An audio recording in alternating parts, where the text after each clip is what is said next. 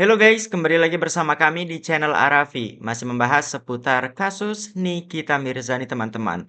Mengenai dugaan adanya pemerasan yang dilakukan oleh Nikita Mirzani.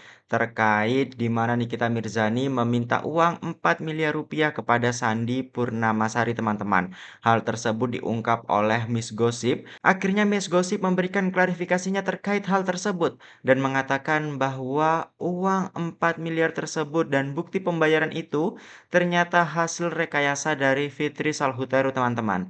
Mari kita simak pernyataan dari Miss Gosip ini. Informasi terupdate hari ini, wadidaw. Beberapa waktu yang lalu Miss Gosip sempat membahas perihal Sandi Purnamasari telah membayar Nikita Mirzani sebesar 4 miliar rupiah dan itu dibuktikan dalam sebuah cek dan ternyata cek tersebut adalah hasil manipulatif yang Miss Gosip dapatkan dalam postingan Fitri Salhuteru. Waduh.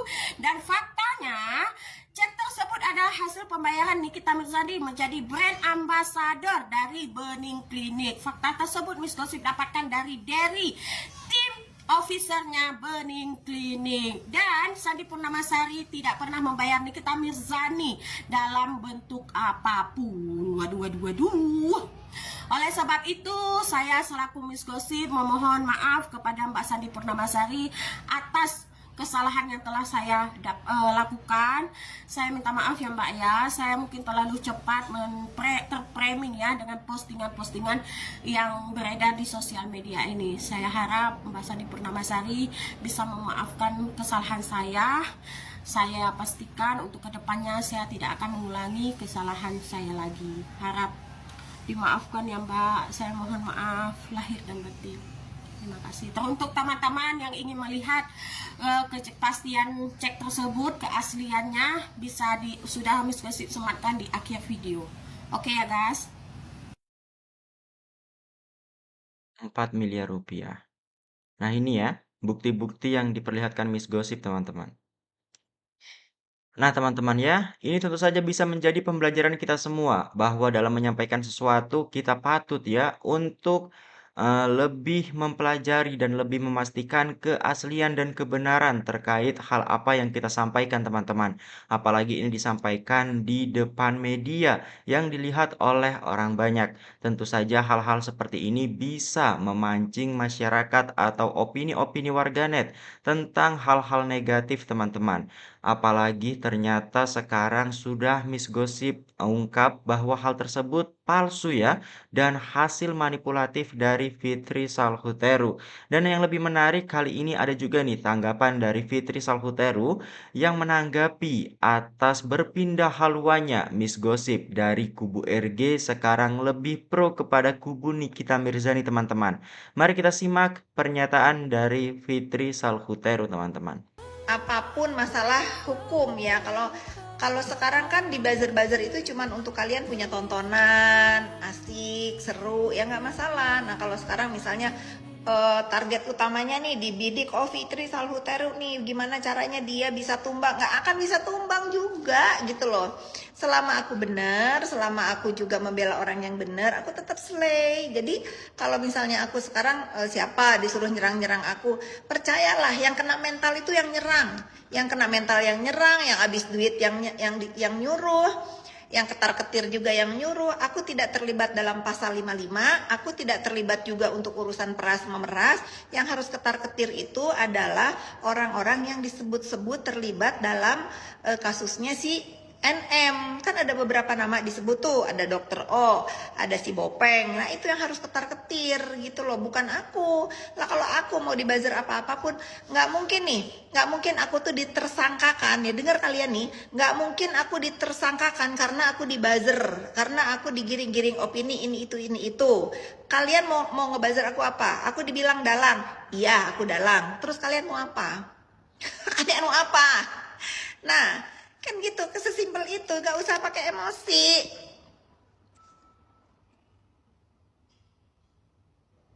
Umi, Wadidaw, enggak tuh. Iya, pokoknya biarin aja. Pokoknya siapapun, bahkan tadi kan ada tuh si Miss Gosip nge-DM siapa tuh, aku udah story. Aku bilang kok sama orangnya, udah tuh ikutin aja Miss Gosip kalau mau, lumayan, tak bilang gitu. Terus dia, aku keren tuh, siapa tadi ya yang aku, pokoknya aku ada story itu, dia ngomong begini, Kak aku tuh lagi sakit, walaupun aku butuh uang, tapi aku tidak akan melakukan itu. Ya itu keren, artinya apa, orangnya punya pendirian gitu loh. Nggak apa-apa, kita tuh dalam hidup ini bersosial media itu maunya apa nih? Maunya memakai sosial media ini untuk cari cuan. Ada dua cara, ada yang jahat dipakai dengan kejahatan, ada yang baik dipakai dengan cara kebaikan. Ya kalian tinggal pilih. Sosmed ini kalau yang misalnya dipakai cara kebaikan, kalian bikin produk, bisa kalian bisa kalian mengiklankan produk-produk kalian di dalam sosial media kalian, atau kalian bisa menyuarakan apa-apa yang misalnya bisa membuat diri kalian itu dipakai untuk sebagai good influence buat satu produk, bisa. Nah kalau mau dipakai cara jahat, udah ikutin itu. Contohnya siapa? Kayak si Duta Copet. Duta Copet itu kan udah mengikuti NM. Senior kan NM nih. Yang senior NM, diikuti Duta Copet. Terus siapa lagi yang mengikutin? Ya boleh-boleh aja, bebas gitu loh.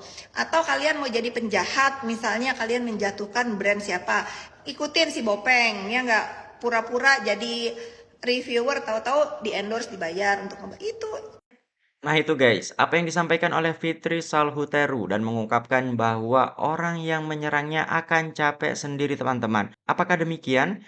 Nah, sepengetahuan saya ya, jika seorang pengusaha terkenal tidak mempunyai waktu untuk mengurusi urusan orang lain. Tapi kalau kita lihat dari sosok Fitri Salhuteru ini teman-teman, kerap kali ikut campur ya, memberikan tanggapan-tanggapan pernyataan-pernyataan dalam kasus yang tengah berjalan ini, dalam kasus antara Nikita Mirzani dan Reza Gladys teman-teman. Dan lebih lanjut ada nih tanggapan dari Duta Intel ya, di mana beliau diungkapkan oleh Fitri Salhuteru sering omon-omon dan berteman oleh teman dari Fitri Salhuteru ini teman-teman. Lantas hal ini memancing reaksi dari Duta Intel dan memberikan pernyataan seperti ini. Mari kita simak videonya teman-teman. Andreas, yang untuk urusan sama Duta itu yang ngubungin duluan si Dutanya atau Kak Fit atau Dokter Andreas yang ngubungin duluan? Si Duta Copet itu dulu dia main ke klinik saya pertama kali karena dia main sama anak konten kreator saya. Karena aku itu main sama anak konten kreator dia. Siapa yang kau maksud, Fit? Anak konten kreator kau yang berteman dengan aku tuh siapa? Rafli. Aku gak kenal sama Rafli. Gak kenal aku sama Rafli. Aku gak kenal sama Rafli sama sekali. Aku tahu Rafli itu pada saat pertama kali kita itu ketemu, Fit. Ya, pada saat pertama kali kita ketemu, yang kita lunch bareng itu. Gak lupa kan, Fit? Aku ada loh videonya. Tuh.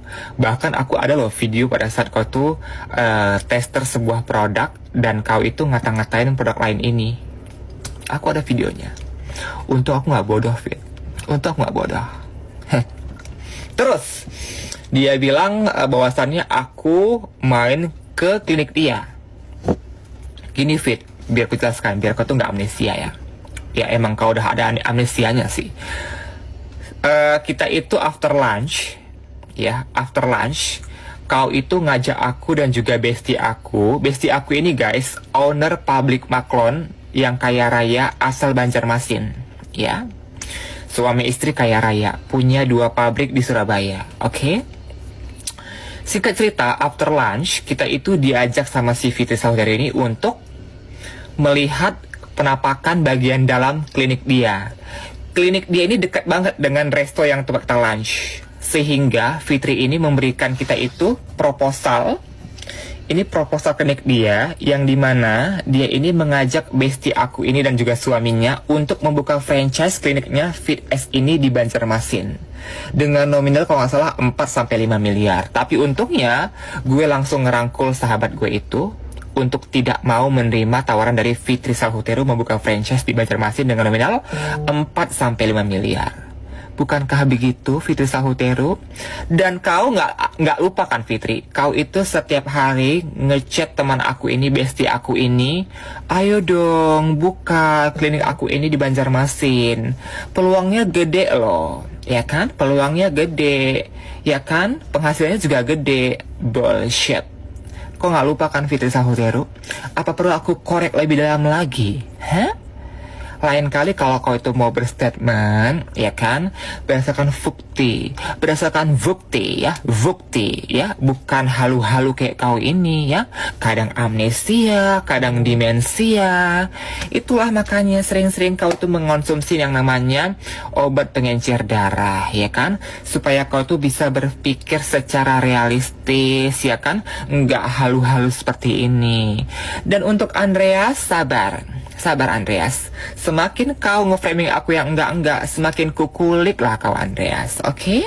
Ditunggu ya Andreas. Sampai bertemu kembali Andreas. Dah, Fitri Sahuteru.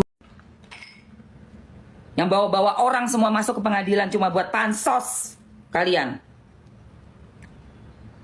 Ini ya showcase gue. Lihat ya, ini showcase Emma Waroka. Fitnahnya keji banget ya Allah ya Robi.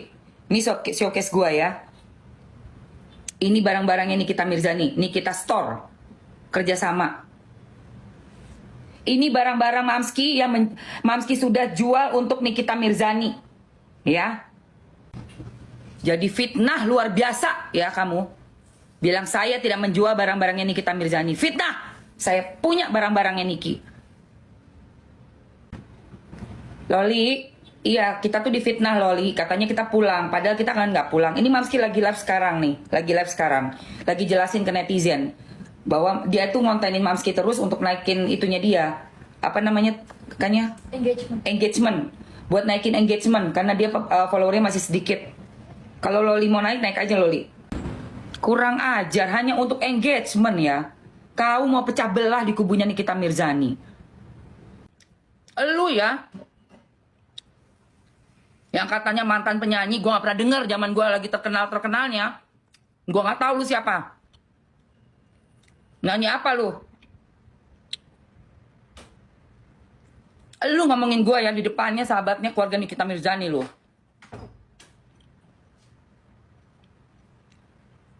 Zaman gue terkenal dari zamannya Sidul, gue gak tahu ada penyanyi nama lu. Siapa lu?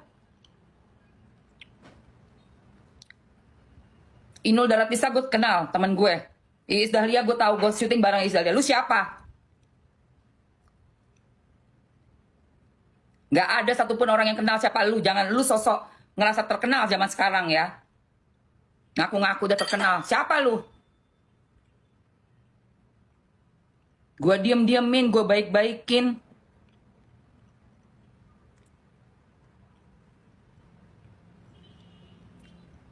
Nggak ada lu di panggung-panggung TV. Nggak ada lu di panggung-panggung off air, on air yang terkenal, yang papan atas, yang pernah gue denger. Gue tahu lu dari TikTok.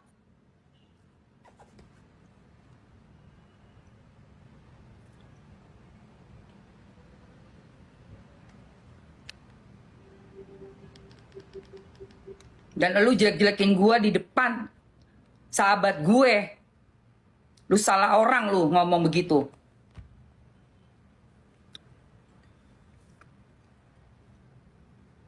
Parah.